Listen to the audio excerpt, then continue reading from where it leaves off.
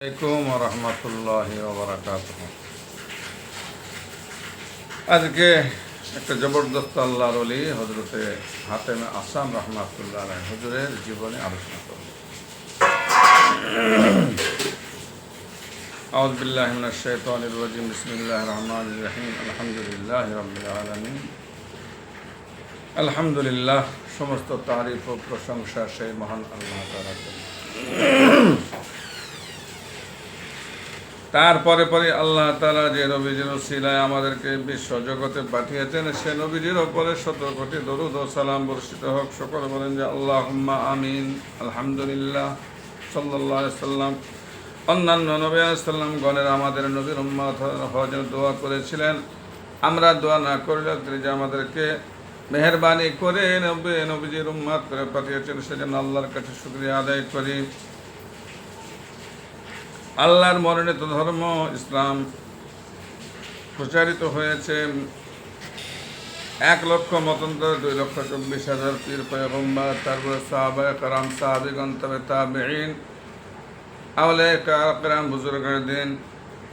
আউলিয়া কেরামদের মধ্যে একজনের নাম হচ্ছে হযরত হাতেম আসাম রাহমাতুল্লাহ আলাইহি। হযরত হাতেম আসাম রাহমাতুল্লাহ আলাইহি ছিলেন খোরাসানের অধিবাসী। ত্যাগ, তিতিক্ষা, ইবাদত তার মর্যাদা বহু উচ্চে স্থাপন করে। তার সততা, ধর্মভীরুতা এক কথায় নজিরবিহীন।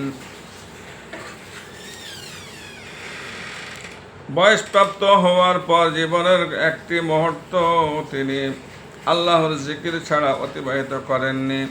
তার সমগ্র জীবন বস্তুত এক অন্তহীন ইবাদত। তার পীর ছিলেন তাপস প্রবর হযরত শাকিক বলখী রহমাতুল্লাহ আলাইহি।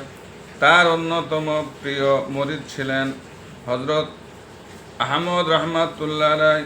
হযরত হাতেমে আসাম রহমাতুল্লাহ আলাইহি সম্বন্ধে হযরত জুনায়েদ বাগদাদী রহমাতুল্লাহ আলাইহি বলেন, তিনি এ কালের সিদ্দিক। তার তত্ত্ব ও তথ্যসমূলক রচনা বলে আল্লাহর পথের পথিকগণের জন্য খুবই মূল্যবান। একবার মুরিদগণের উদ্দেশ্যে তিনি বলেন, যদি পৃথিবীর লোক তোমাদের জিজ্ঞেস করে হাতেমে আসামের কাছে তোমরা কি শিখেছ, তো বলবে আমরা তার কাছে বিদ্যা শিখেছি। যদি তারা বলে হাতেমে আসাম তো সে ধরনের আলেম ছিলেন না, তখন তোমরা বলবে আমরা তার কাছে তত্ত্বজ্ঞান লাভ করেছি। তাতে তারা যদি বলে তো তিনি তো জ্ঞানীও নন, তখন তোমরা বলবে আমরা তার কাছে দুটি বস্তু শিখেছি। এক, নিজের কাছে যা রয়েছে তাতে খুশি থাকা। দুই, অন্যের কাছে যা আছে তার আশা না করা। একটি ঘটনা সূত্রে তার আসাম পদমী মূল নামের সঙ্গে যুক্ত হয়।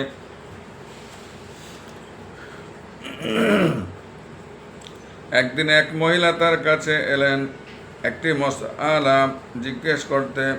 হঠাৎ সশব্দে তার বায়ু নিঃসরণ হয়। মহিলা খুব লজ্জা পেয়ে গেলেন। যাই হোক, তিনি মাসআলা জিজ্ঞেস করলেন। তখন হাতেমে আসাম রহমাতুল্লাহ আলাইহি বললেন, আমি আসাম ব্যক্তি,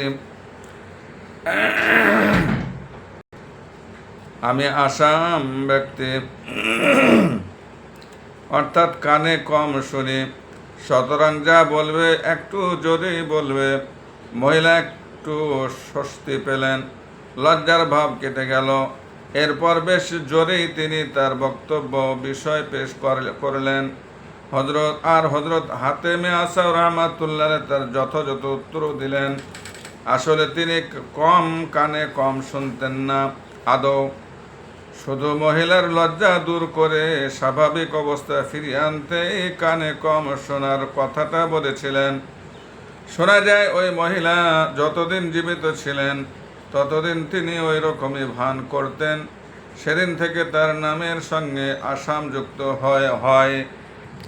একবার বলখের এক জনসমাবেশে মোনাজাত করার সময় তিনি বললেন, হে দয়াময়, আপনি এ জলসার উপস্থিত সবচেয়ে জঘন্য পাপীকে মার্জনা করুন। ঘটনাক্রমে সে সবাই এক কাফের একটা কাফন চোরও উপস্থিত ছিল। ওই রাতে কাফন চুরি করার জন্য সে একটি কবর খুঁড়ল।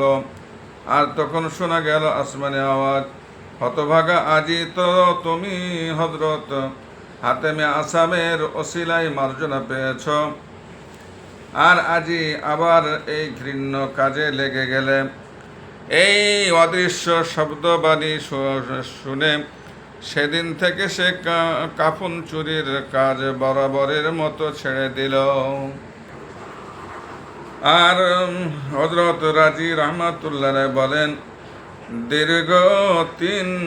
দীর্ঘদিন হাতেমে আসাম রহমাতুল্লাহের সহচর্য থেকে মাত্র একদিন ছাড়া আর কোনোদিন তাকে রাখতে দেখিনি। সেদিন তিনি বাজারের পথে দেখেন এক ব্যবসায়ী তার খাতকের ওপর পাওনা শোধ করার জন্য প্রবল চাপ দিচ্ছে। তার কথা হলো, আজই তার দেনা শোধ করতে হবে, না হলে তাকে কিছুতেই ছেড়ে দেওয়া হবে না। এমনকি তাকে মারধরেরও শাসারি দেওয়া হচ্ছে।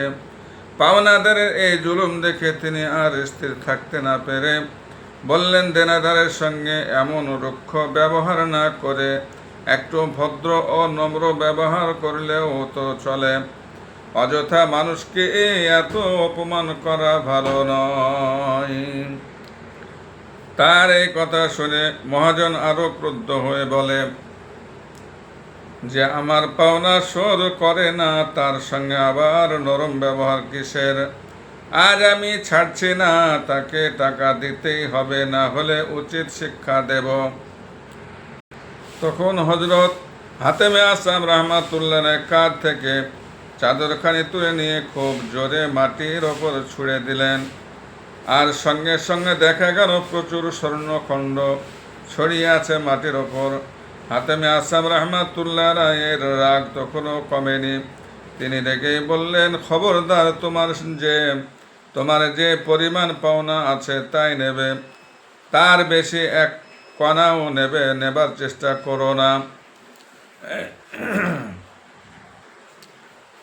তা যদি করো তাহলে কিন্তু তোমার হাত অবশ হয়ে যাবে। কিন্তু তা বললে কি হবে? লালসা দমন করা কঠিন। মহাজন তার প্রাপ্যের চেয়ে বেশি সোনা কুড়িয়ে নিল। আর ততক্ষণাৎ তার দুটি হাতি অবশ হয়ে গেল। একবার এক ব্যক্তি তাকে দাওয়াত করে। তিনি দাওয়াত গ্রহণ করেন, অবশ্য 3টি শর্তে, যথা তিনি নিজের পছন্দ মতো জায়গায় বসবেন, 2 নিজের ইচ্ছা মতো খাবার খাবেন, ও 3 তার কথা দাওয়াতকারীকে মেনে নিতে হবে। যথাসময়ে তিনি দাওয়াতকারীর বাড়িতে পৌঁছলেন এবং জুতা না খুলেই ফরাসে বসে গেলেন। আর নিজের থলে হতে দুখানি রুটি বের করে খেতে লাগলেন। তারপর ওই ব্যক্তিকে বললেন, এখানে একটি তপ্ত তাওয়া আনা হোক। সে আর কি করবে?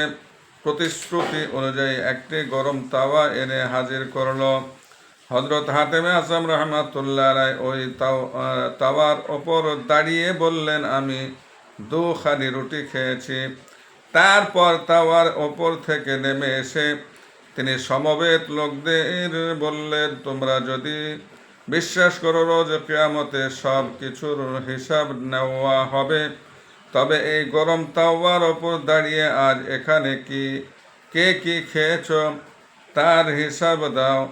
তারা বললেন, হুজুর, ওই গরম তাওয়ার ওপর দাঁড়াবার সাধ্য আমাদের নাই। তখন তিনি বললেন, যদি এখানে বসেই তোমাদের সামান্য কাজের হিসাব না দিতে পারো, তাহলে তোমরা আগুনে তৈরি হাসরের মাঠে দাঁড়িয়ে কি করে সারা জীবনের হিসাব দেবে? এরপর তিনি পবিত্র কোরআনের রোজ কিয়ামতে তোমাদেরকে প্রদত্ত যাবতীয় নিয়ামতেরই হিসাব নিকাশ হবে। এই আয়াতের মর্ম শুনিয়ে দিলেন। তার বর্ণনা ভঙ্গি এমন অপূর্ব ছিল যে তা শুনে প্রতিটি লোক কান্নায় ভেঙে পড়ল। একদিন এক বিত্তশালী ব্যক্তি তাকে কিছু অর্থ গ্রহণ করতে বলেন, যাতে তার গ্রাসাচ্ছদ্য গ্রাসাচ্ছাদনের ব্যবস্থা হয়, আর তিনিও পুণ্যবান ব্যক্তিকে কিছু সাহায্য করার বদৌলতে কিছু পুণ্যের অধিকারী হন। তাছাড়া আশা পূর্ণ হওয়ার কারণে তিনি মানসিক প্রশান্তিও লাভ করবেন। হযরত হাতেমে আসআম রাহমাতুল্লাহ তাকে জানালেন, একটি ভয়ের কারণে তিনি তার প্রস্তাবে রাজি হতে পারছেন না। সে ভয় হলো, যতদিন ওই ধনী দাতা জীবিত থাকবেন ততদিন না হয় তার জীবিকা নির্বাহের ব্যবস্থা বহাল রাখবেন, কিন্তু তার মৃত্যুর পর হয়তো যদি আল্লাহর কাছে এই বলে মোনাজাত করেন যে তার রুজিদাতার মৃত্যু হয়েছে, হে প্রভু, এবার আপনি আমার রুজির দায়িত্ব গ্রহণ করুন। তখন আল্লাহ যদি বলেন, যার মৃত্যু ঘটে তার কাছ থেকে রুজি গ্রহণ করার কালেই তোমার একথা চিন্তা করার প্রয়োজন ছিল, তখন তিনি কি করবেন? তার ভয়টা সেখানেই। আপনার রুজি আসে কোথা থেকে? এ প্রশ্নের জবাবে তিনি বললেন, আল্লাহর তরফ থেকে, যার ভান্ডারে কোনো রকমের ঘাস কমি বৃদ্ধি নেই, কোনো রকমের ঘাস বৃদ্ধি নেই। প্রশ্নকর্তা আবার বললেন, আপনি তো মানুষের ধন বঞ্চনার আশ্রয় নিয়ে ভোগ করেন, অথচ বলছেন রুজি আসে আল্লাহর তরফ থেকে। তিনি বললেন, তোমাকে বঞ্চনা করে কখনো কিছু নিয়েছি কি? তিনি উত্তর দিলেন, না, তা করেননি।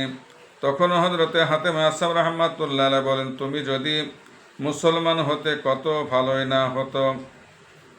প্রশ্নকর্তা বলেন, আপনি কেবল কথার মধ্যে যুক্তির মারপ্যাচ প্রয়োগ করেন। হযরত হাতেমে আসআম রাহমাতুল্লাহ আলাইহি বললেন, রোজ কিয়ামতে আল্লাহ তার কাছ থেকে বিভিন্ন ব্যাপারে যুক্তি চাইবেন। লোকটি যা বলেন সব গতানুগতিক কথা। হযরত, না, এগুলো সব আল্লাহর কথা, প্রত্যেকের জননী তার পিতার জন্য বৈধ হয়েছে কেবল এই বাণীর মাধ্যমে। লোকটি, হুজুর, আপনার রুজি কি সত্যি আসমান থেকে আসে? হযরত হাতেমে আসআম রাহমাতুল্লাহ, শুধু আমার কেন, সব রুজি আসমান থেকে আসে। আল্লাহ বলেন, আসমানে রুজি সংরক্ষিত রয়েছে। লোকটি, তাহলে আপনি ঘরে শুয়ে থাকুন, দেখি কি করে আপনার মুখে রুজি এসে পড়ে। হযরত শিশুকালে 2 বছর তো শায়িত ছিলাম, তখন আমার রিজিক আপনা থেকে মুখে আসত বই কি। লোকটি, দুনিয়াতে বীজ বপন না করে কাউকে শস্য কাটতে দেখেছেন কি? হযরত, হ্যাঁ, দেখেছি। তোমার মাথার চুল কি কখনো বপন করেছ, অথচ তা কিছুদিন পর পর কাটছ কিনা? লোকটি, আপনি ভূতল থেকে শূন্যে গমন করুন। লোকটি, আপনি ভূতল থেকে শূন্যে গমন করুন, দেখি সেখানে কে আপনাকে রুজি দেয়। হযরত, হ্যাঁ, পাখি হলে সেখানেও রুজি পাওয়া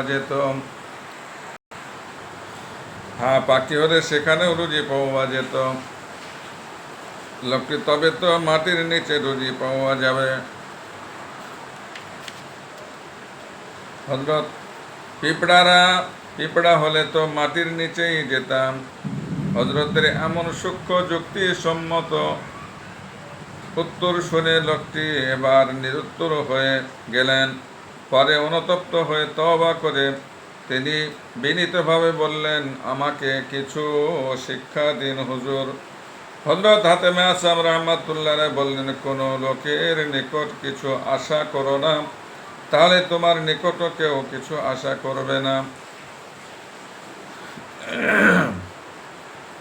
পুণ্য কর্ম এমন গোপনে সম্পন্ন করো যেন তুমিও আল্লাহ ছাড়া কেউই জানতে না পায়। আর সব সময় মখলুকের সেবা করো, তাহলে তুমি যেখানেই থাকো না কেন মখলুক তোমার সেবা করবে। হজরত আসাম রহমাতুল্লাহ একবার আহমদ ইবনে হাম্বল রহমাতুল্লাহকে জিজ্ঞাসা করেন, আপনি কি রুজির সন্ধান করেন? তিনি জবাব দেন, করি বইকি। হজরত হাতেমে আসাম রহমাতুল্লাহ এর প্রশ্ন, তা কখন করেন? খাওয়ার আগে না পরে, না খাওয়ার সময়ে? এই প্রশ্নের কি উত্তর দেবেন ভাবতে থাকেন হজরতে ইবনে হাম্বল রহমাতুল্লাহ। যদি বলেন খাওয়ার আগে, তাহলে আসাম রহমাতুল্লাহ হয়তো বলবেন তাতে সময়ের অপচয় হয়। যদি বলেন খাওয়ার পরে, তাহলে তিনি বলতে পারেন যা গত হয়েছে তার সন্ধান করা বৃথা। আর যদি বলেন খাওয়ার সময়, তাহলে তিনি হয়তো বলে বসবেন উপস্থিত বস্তু সন্ধান করার কোনো হেতু নেই। এরূপ চিন্তা করে তিনি কোনো সদুত্তর খুঁজে না পেয়ে নিরুত্তর রইলেন। প্রশ্নগুলো এক দরবেশের কানে এলো। তিনি বললেন, এর জবাব এরূপ হওয়া উচিত ছিল যে রুজি অনুসন্ধান করা ফরজ, ওয়াজিব বা সুন্নত নয়। কাজেই এই তিনটি সঙ্গে সময়ের কোনো সম্পর্ক নেই। বিশেষ করে যে বস্তু নিজেই আমাদের খুঁজে বেড়ায়, তাকে খোঁজার দরকার কি? হযরত মুহাম্মদ সাল্লাল্লাহু আলাইহি সাল্লাম বলেছেন, হযরত মুহাম্মদ সাল্লাল্লাহু আলাইহি ওয়াসাল্লাম বলেছেন, যা তোমার রিজিক তা তোমার নিকট এমনই আসবে। তিনি আরো বলেছেন, আমাদের প্রতি নির্দেশ হলো আল্লাহর ইবাদত করা যেমন আমরা তার আদেশ পেয়েছি, আর তার কর্তব্য হলো আমাদের রুজি দান করা যেমন তিনি প্রতিশ্রুতি দিয়েছেন। হযরত হাতেমে আসম রহমাতুল্লাহ যুদ্ধে যাবেন। যুদ্ধযাত্রার প্রকালে পত্নীকে জিজ্ঞেস করলেন, 4 মাসের খরচ বাবদ তোমার কত টাকা দিবে দরকার? পত্নী বললেন, আমি যতদিন বেঁচে থাকবো আমাকে ততদিনের টাকা দিয়ে যান। তিনি বললেন, তোমার বাঁচা মরা তো আমার হাতে নেই।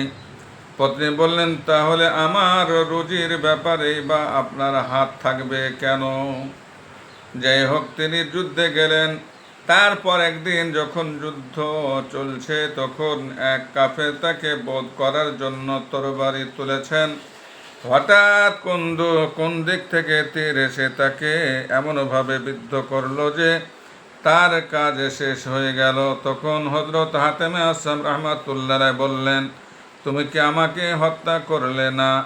আমি তোমাকে করলাম। এক ব্যক্তি বিদেশ যাত্রার প্রকালে তার কাছে কিছু উপদেশ চাইলেন। তিনি বললেন, যদি প্রিয় বন্ধুর আশা রাখো তাহলে তার জন্য আল্লাহই যথেষ্ট, আর যদি সঙ্গী চাও তাহলে তার জন্য কেরামন কাতেবিনী ভালো। যদি উপদেশ বা শিক্ষা পেতে চাও তাহলে দুনিয়ার দিকে দৃষ্টি দাও। সান্ত্বনা চাইলে কোরআন পাকি সেরা। কাজের ইচ্ছা থাকলে এবারত উত্তম। উপদেশ চাইলে সেজন্য মৃত্যুর স্মরণ যথেষ্ট। আর আমি যা বললাম তা যদি তোমার মনোমত না হয় তাহলে তোমার জন্য জাহান্নামই যথেষ্ট। হামেদ লাফলাফ বলেন, হযরত হাতেমে আসম রহমাতুল্লাহ বলেছিলেন, প্রতিদিন ভোরবেলা ইবলিস তাকে ভয় দেখাতো, আজ তুমি কি খাবে? তিনি জবাব দিতেন, মৃত্যু। কি পরবে কাফন? কোথায় থাকবে কবরে? বলা বাহুল্য, আর কথা না বাড়িয়ে শয়তান চম্পট দিত। এক ব্যক্তি বললেন, হুজুর, ওই লোকটি বহু ধনরত্ন সঞ্চয় করেছে। হাতেমে আসাম রহমাতুল্লাহ বললেন, মৃতের ধন কি কাজে আসবে? এক ব্যক্তি তাকে বললেন, আপনার কিছু চাওয়ার থাকলে আমার নিকট প্রকাশ করুন। হযরত হাতেমে আসাম রহমাতুল্লাহ রায় স্পষ্ট জবাব, আমি যা চাই তা হলো তুমি আমার কাছে এসো না, আমিও তোমার নিকট কিছু প্রকাশ করব না। সুবহানাল্লাহ, কত সুন্দর জবাব। আপনি নামাজ কিভাবে আদায় করেন? এই প্রশ্নের উত্তরে তিনি বললেন, নামাজের সময় হলে প্রকাশ্য অজু করি পানি দিয়ে, আর গোপন অজু বানাই তওবা দ্বারা। তারপর মসজিদে যাই, তখন মনের মধ্যে কাবার দৃশ্য জাগিয়ে তুলি, আর ভাবি মাকামে ইব্রাহিম আমার দুই ভুরুর মাঝখানে, আর ডান দিকে রয়েছে জান্নাত, বামে রয়েছে জাহান্নাম, দু পায়ের নিচে রয়েছে পুলসেরাত। মালাকুল মউত আজরাইলকে আমি আমার পেছনে হাজির বলে ধারণা করি। তখন মন প্রাণ আল্লাহর কাছে সঁপে দিই। পরে পরম ভক্তি ভরে তাকবীর ধ্বনি উচ্চারণ করি, মাথা নত করে দাঁড়িয়ে ভয়াক্ত হৃদয়ে কেরাত পাঠ করি। অতঃপর সবিনয়ে রুকুতে যাই, আবার সবিনয়ে সিজদায় যাই। তারপর ধ্যান তন্ময় চিত্তে বসি। তারপর কৃতজ্ঞতার সঙ্গে দুদিকে সালাম করি। এভাবে আমি আমার নামাজ আদায় করি। একবার তিনি কয়েকজন আলেমের কাছে গিয়ে বললেন, আপনাদের মধ্যে যদি 3টি বস্তু থাকে তো ভালোই, যদি না থাকে তো আপনাদের জন্য জাহান্নাম অবধারিত। জিনিস 3টি কি? তারা জিজ্ঞেস করেন। হযরত হাতেমে আসাম রহমাতুল্লাহ রায় বললেন, এক অতীত দিনের জন্য এভাবে অপেক্ষা করা যে আমি ওই দিনগুলোতে ইবাদত করিনি, এবং কৃত পাপের জন্য ক্ষমা প্রার্থনাও করা হয়নি। 2, উপস্থিত সময়কে কাজের জন্য উপযুক্ত মনে করে কাজগুলো সম্পন্ন করার জন্য যথাসাধ্য চেষ্টা করা। 3, আগামীকাল আপনাদের জন্য উত্তম কি অধম তা অনুসূচিত জেনে সদা স্বতন্ত্রস্ত থাকা। তিনি বলেন, অহংকার, লোভ ও আত্মগরিমা, এই 3 অবস্থায় মৃত্যুকে ভয় করো, কেননা আল্লাহ অহংকারীকে তার চেয়েও বেশি ঘৃণিত ও অপদস্থ ও অসম্মানিত না করে দুনিয়া থেকে উঠিয়ে নেবেন না। 2, লোভী লোকেরও গুনাহ যে পর্যন্ত খুদ পিপাসায় শুকিয়ে কাঠ হয়ে যাবে সে পর্যন্ত দুনিয়া থেকে তাকে তুলে নেবে না। 3, অহংকারে স্ফীত মানুষকে মলমূত্র দ্বারা অবলেপিত না করে দুনিয়া থেকে তুলে আনবে না। হযরত হাতেমে আসাম রহমাতুল্লাহ আলাইহি এর মুর্শিদ হযরত শাকিক বলখী রহমাতুল্লাহ আলাইহি একবার তাকে জিজ্ঞেস করলেন, তুমি আমার সহচর্যে কত বছর কাটালে? তিনি বললেন, প্রায় 30 বছরের ওপর। এতদিন ধরে তুমি আমার নিকট কি কি শিখলে? মাত্র 8টি মাসআলা শিখেছি। মাত্র 8টি মাসআলা শিখেছ? জি, ওই 8টি ছাড়া আমি আর কিছুই শিখিনি। তবে আমার মনে হয় সেগুলোই আমার ইহকাল পরকালের মুক্তির জন্য যথেষ্ট। 1 নম্বর, আমি সমগ্র মানব সমাজের দিকে লক্ষ্য করে দেখলাম প্রত্যেকেরই কোনো না কোনো প্রেমিক রয়েছে। তাদের জন্য তারা প্রাণ দিতেও প্রস্তুত। অথচ প্রেমিকের মৃত্যু হলে কেউই তার সঙ্গে কবরে যায় না। এ থেকে আমার মনে হলো হৃদয়হীন বিনাশশীল প্রেমিকের জন্য সময় নষ্ট করা নির্বুদ্ধিতার নামান্তর। তাই কারোর সঙ্গে যদি প্রেম প্রীতির সম্পর্ক স্থাপন করতে হয় তাহলে পুণ্যকর্মের সঙ্গে তা করা চাই, কেননা তা মৃত্যুর পরে সঙ্গে কবরে যায়। দুই বিশ্ব সৃষ্টির দিকে তাকিয়ে দেখলাম প্রত্যেকেই প্রবৃত্তির দাস। সেই সঙ্গে আল্লাহর বাণীর প্রতিও আমার দৃষ্টি আকৃষ্ট হয়, যে আল্লাহর সামনে দাঁড়াতে ভয় পায় আর প্রবৃত্তিকে কুকাজ থেকে বিরত রাখে, তার জায়গায় হলো জান্নাত। অতঃপর আমি কোরআন পাকের ওই বাণীর ওপর আস্থা স্থাপন করে প্রবৃত্তিকে শাসন করেছি আর সফলও হয়েছি।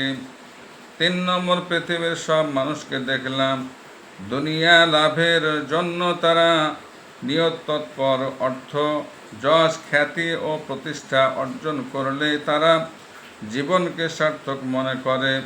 অথচ আল্লাহর বাণী হলো তোমাদের যা রয়েছে একদিন তা বিলীন হয়ে যাবে, অথচ আল্লাহর নিকট যা রয়েছে তা হলো স্থায়ী।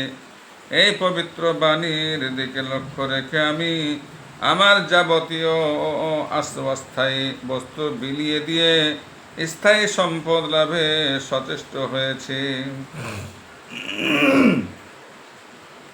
4, দেখলাম অর্থ, যশ, খ্যাতি ও প্রতিষ্ঠাকে মানুষ বড় মূল্য দেয় বলে সেগুলো নিয়ে অহংকার করে, অথচ আল্লাহ বলেন তোমাদের মধ্যে অধিক সম্মানী সেই যে তোমাদের মধ্যে অধিক আল্লাহ ভীরু। আল্লাহর এই ঘোষণা অনুযায়ী আমি আমার আল্লাহ ভীরুতা তথা ধর্মনিষ্ঠাকে শক্ত করে ধরলাম। 5 নম্বর, দেখলাম পৃথিবীর একদল মানুষ অন্য দলের অনিষ্ট সাধনে রত। তারা পরস্পর হিংসা বিদ্বেষ পোষণ করে, অথচ আল্লাহ বলেন আমি তাদের মধ্যে এই দুনিয়ার রুজি বন্টন করে দিয়েছি। এর দ্বারা আমি বুঝতে পারলাম পারস্পরিক হিংসা, দেশ হানাহানি, মারামারি বৃথা, অর্থহীন। যে যা পেয়েছে বা লাভ করেছে তা আল্লাহরই ইচ্ছায় একজন আর একজনের সম্পদ, সম্মান, মর্যাদা বা অন্য কিছু প্রাণপণ চেষ্টা করেও কেড়ে নিতে পারে না। আমি তাই অবিচল ধারণায় মন থেকে হিংসা বিদ্বেষ মুছে দিয়েছি। 6 নম্বর, দেখলাম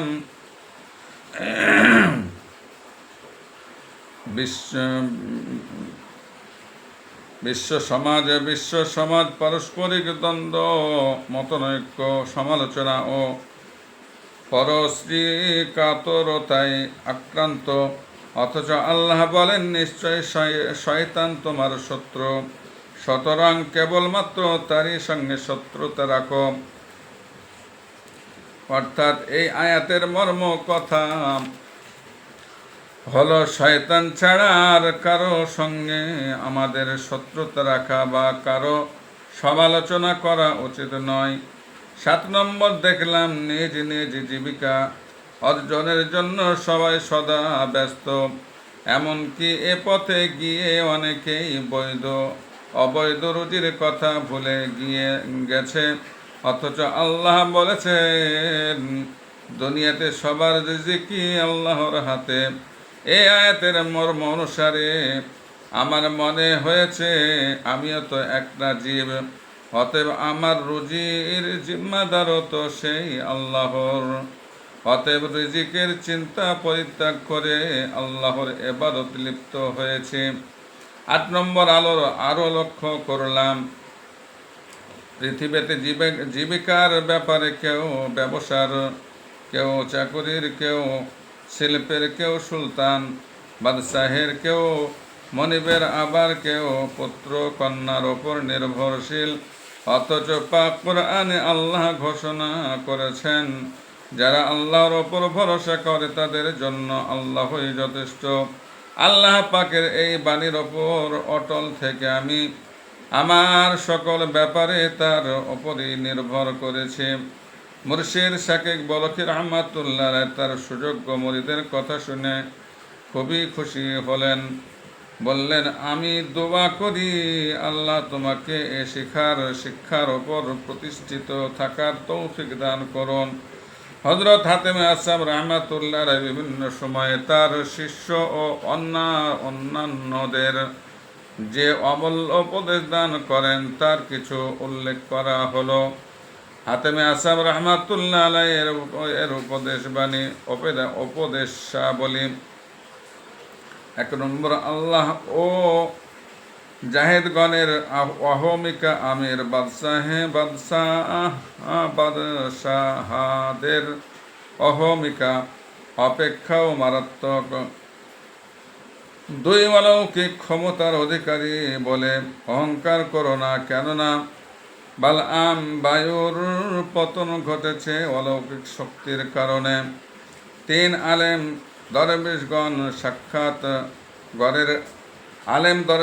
দরবেশগণের সাক্ষাৎ ও সঙ্গ লাভের কারণে গর্ব করা উচিত নয়, কেননা রাসূল করিম সাল্লাল্লাহু আলাইহি সাল্লাম দুনিয়ার শ্রেষ্ঠ মানুষ, শ্রেষ্ঠ রাসূল ও আল্লাহর সর্বশ্রেষ্ঠ বন্ধু, কিন্তু তার পবিত্র সান্নিধ্য ও সেবায় কালাতিপাত করেও সাহাবায়ে কেরামের মাঝে এই নৈতিক রোগ দেখা দেয়নি।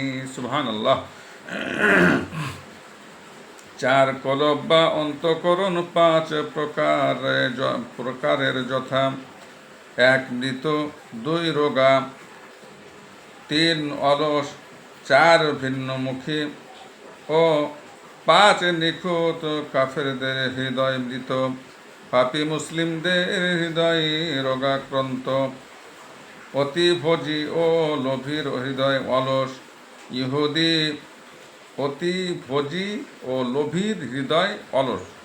ইহুদি ও খ্রিস্টানদের হৃদয় ভিন্নমুখী। প্রকৃত আল্লাহ ভীরু মুসলিম সাধক দরবেশের হৃদয় নিখুঁত। 5, লালসা আকাঙ্ক্ষা 3 শ্রেণীর যথা: ভোজনের আকাঙ্ক্ষা, লালসা আকাঙ্ক্ষা 3 শ্রেণীর। ভোজনের আকাঙ্ক্ষা: 2, কথা বলার আকাঙ্ক্ষা ও দেখা করার আকাঙ্ক্ষা। অতএব খাওয়ার সময় এ বিশ্বাস রাখবে যে আল্লাহই খাবার দিচ্ছেন। কথা বলার সময় সততা রক্ষা করবে, আর কিছু দেখার সময় দর্শনীয় বস্তু থেকে শিক্ষা গ্রহণ করবে। নফস বা প্রবৃত্তিকে 4টি কাজের যাচাই করে নিতে হবে, যেমন সৎ কাজ করার পেছনে লোক দেখানোর ব্যাপার আছে কিনা। 2, কথা বলার সময় মনে লোভ লালসার উদ্দেশ্য আছে কিনা। 3, দান করার পেছনে প্রতিদানের মনোভাব আছে কিনা। 4, ধন সঞ্চয়ের ক্ষেত্রে কৃপণতার প্রশ্রয় আছে কিনা। 6, আল্লাহর ভয়ে ইবাদতের শোভা। আল্লাহর ভয়েই ইবাদতের শোভা, আর আল্লাহর ভয় নিদর্শন হলো পার্থিব আকাঙ্ক্ষা ও লোভ লালসাকে সংযত করা। অতি দ্রুত কাজ করা শয়তানের রীতি, তবু 5টি কাজ দ্রুত করা চাই। 1 নম্বর, অতিথির জন্য খাবারের আয়োজন করা। 2, মৃত ব্যক্তির কাফন দাফন করা। 3 নম্বর, বয়স্ক কন্যার বিবাহের বন্দোবস্ত করা। 4 নম্বর, ঋণ পরিশোধ করে দেওয়া। 5 নম্বর, পাপ করে ফেললে তওবা করা। কত সুন্দর উপদেশ! এটা অবশ্যই প্রতিটা মুসলমানের জানা দরকার। যাদের ঘরে বড় বড় মেয়ে ছেলে আছে তাদের এই উপদেশটা খুবই প্রয়োজন। আরেকবার পড়তে শুনলেন। অতি দ্রুত কাজ করা শয়তানের রীতি, তবুও 5টি কাজ দ্রুত করা চাই। 1 নম্বর, অতিথির জন্য খাবারের আয়োজন করা। 2, মৃত ব্যক্তির কাফন দাফন করা। 3, বয়স্ক কন্যার বিবাহের বন্দোবস্ত করা। 4, ঋণ পরিশোধ করে দেওয়া। 5, পাপ করে ফেললে তওবা করা। হযরত হাতেমে আসাম রাহমাতুল্লাহ আলাইহি কারো দেওয়া কোনো দ্রব্য গ্রহণ করতেন না। এর কারণ হিসাবে তিনি বলতেন, কারো কোনো বস্তু গ্রহণ করা অবশ্য দাতার পক্ষে সম্মানজনক, কিন্তু গ্রহীতার পক্ষে তা হ্যায় হবার কারণ বলে আমার ধারণা। একবার তিনি কোনো বস্তু গ্রহণ করেন, তাতে সবাই অবাক হয়ে তাকে এ বিষয়ে প্রশ্ন করেন।